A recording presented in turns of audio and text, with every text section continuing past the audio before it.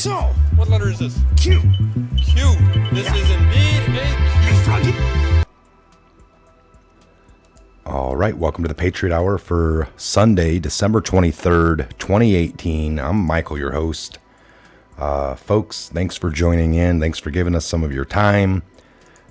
Again, here at the Patriot Hour, we truly appreciate it. If you're new to the channel, please subscribe here on YouTube. That way you get all the alerts when we put them out. Check the description box. All the links are down below. Again, we encourage you to think for yourself, research for yourself. We like to read articles, lay out what we believe to point you in the right direction to look at articles. But again, always do your own research and think for yourself. You drive your own car, don't let anyone drive you. All right. We just try to help point in the right directions and give you the tidbits of information as are needed in a digestible manner. And we try to keep it quick and easy for you here at the Patriot Hour. Again, looking to do a live show later this evening, so please join us on that. Other than that, let's jump into this article here. Mass arrest versus deep state operatives imminent. All right, so it's coming.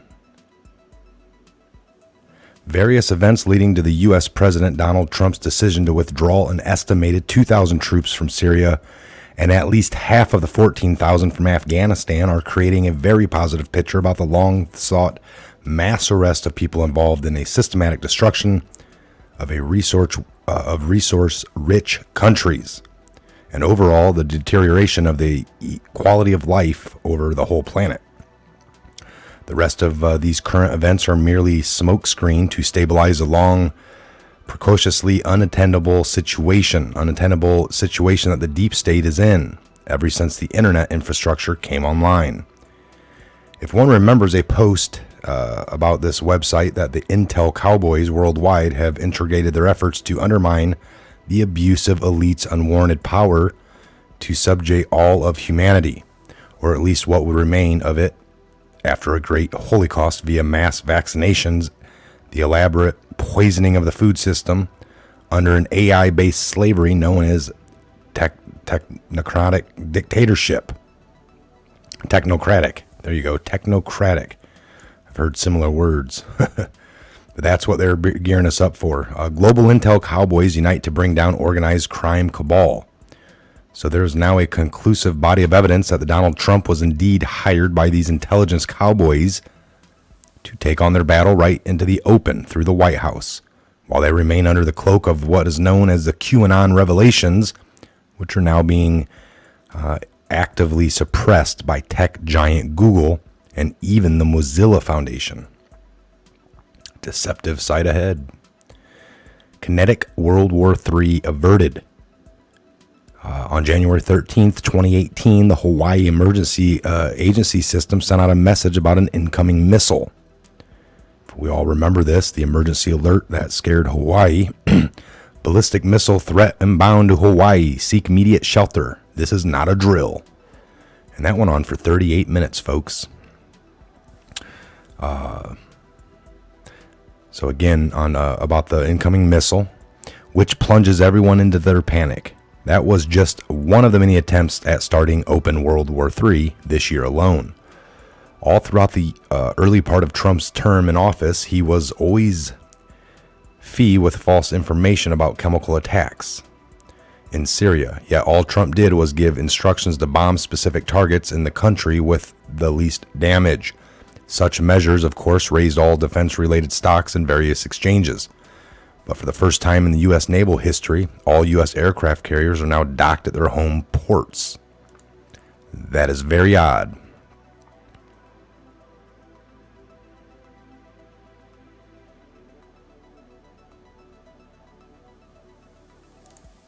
Wow. Get back to where we were. So for the first time, this runs counter to the constant shadow skirmishes in the South China Sea during the time prior and into the first few months of the Trump administration. So what is really the reason behind the recent Canadian arrest of Hawaii CFO all about? If we closely examine the Chinese response to the event, they are hinting hard not on the Americans, but on the Canadian operatives right inside China instead. And this fiasco was initiated right after the Xi Jinping and Donald Trump had a meeting on the sidelines of the G20 summit in 2018 in Argentina, where Macron and his much older wife descended from their plane without the courtesy of the proper welcome except from airport ground crew. Yes, there's still the issue of the Chinese hackers stealing U.S. tech, but then again, all of these are merely smokescreen, as there are no arrests made against these so-called hackers, not to mention that everyone is continually spying and stealing from everyone else. A standard staple since war has turned into an art form. All right, a standard staple since war has turned into an art form. Indeed, the ongoing U.S.-China trade war is sending the deep state global stock market into tatters. As the Dow Jones Industrial Average confronts its ugliest December loss since 1931, the time of the Great Depression, there is another notable way to put the severity of a persistent bout of losses into the historical context. If current conditions hold, it would mark the worst average daily moves for the Dow, negative 1.81, the S&P 500 index, SPX, negative 206%, and the Russell 2000 index, RUT, negative 2.56%. So since October of 87, according to the Dow Jones market data. In market lore, October of 87 is a period that remains infamous. On October 19th, the Dow sank 22.6% in a single session, marking it the steepest percentage drop ever, with trading during that period under pressure all month until the final crash. There's a similar downtrend that is taking hold in December, despite the seasonal tendency for that month to enjoy a pre-Christmas updraft, typically known as Santa Rally, with institutional investors finding their month a good time to buy looking ahead to the new year. Here's how the December moves have shaped up. The S&P 500 had an average daily move of negative at 0.8%, 0.80. The Dow had an average daily move of negative 0.78 as of 2:30 p.m. on Friday, and the Russell 2000 index had an average daily move of negative 105%. For those equality benchmarks, that is the worst performance since the dreaded month more than 30 years ago, based on the market levels of at 2:30 p.m. Eastern Time. So they're comparing this to 87.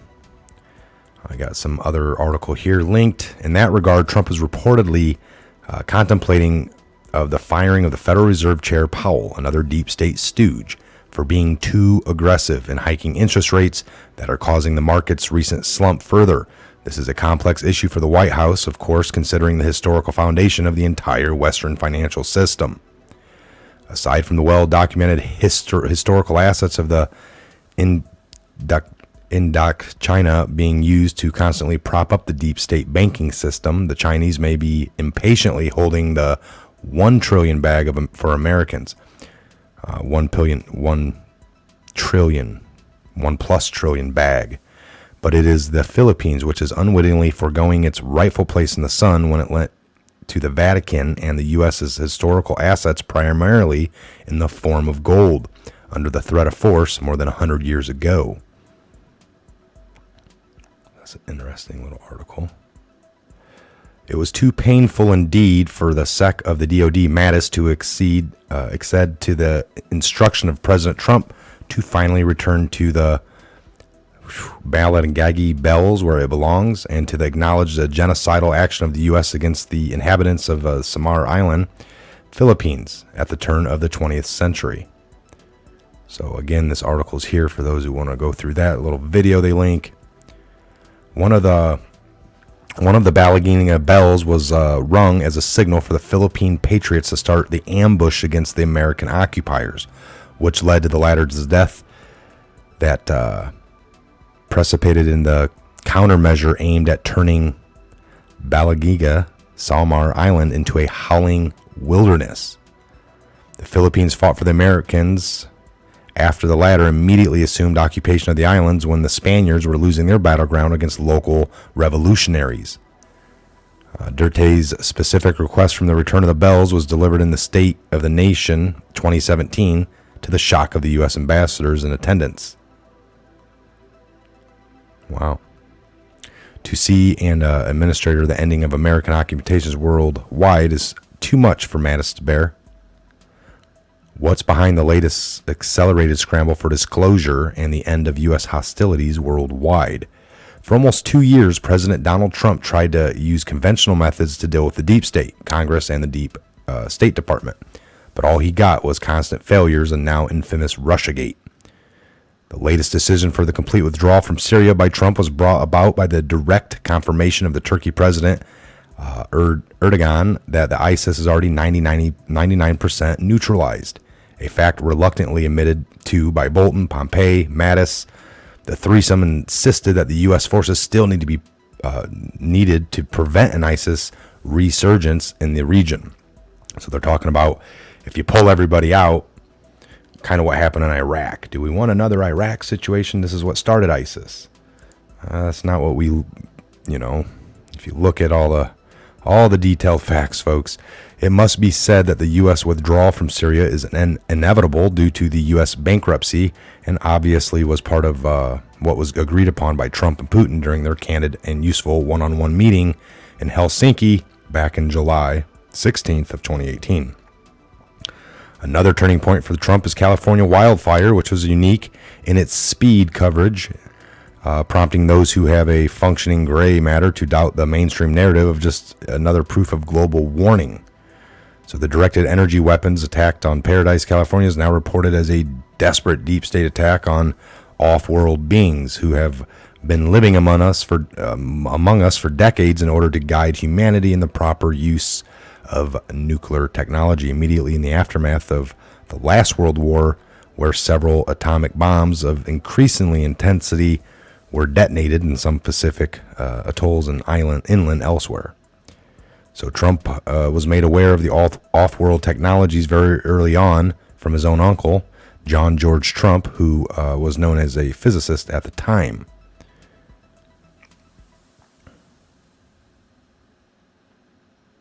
So John George Trump, August 21st, 1907 to 85, was an American electrical engineer, inventor, and physicist. He was a recipient of the U.S. President Ronald Reagan's National Medal of Science and a member of the National Academy of Engineering. John Trump was noted for developing rational radiation therapy. Together with Robert J. Van de Graaff, he developed one of the first million-volt X-ray generators. He was a paternal uncle of the 45th President of the United States, paternal uncle. So the National Academy of Engineering described.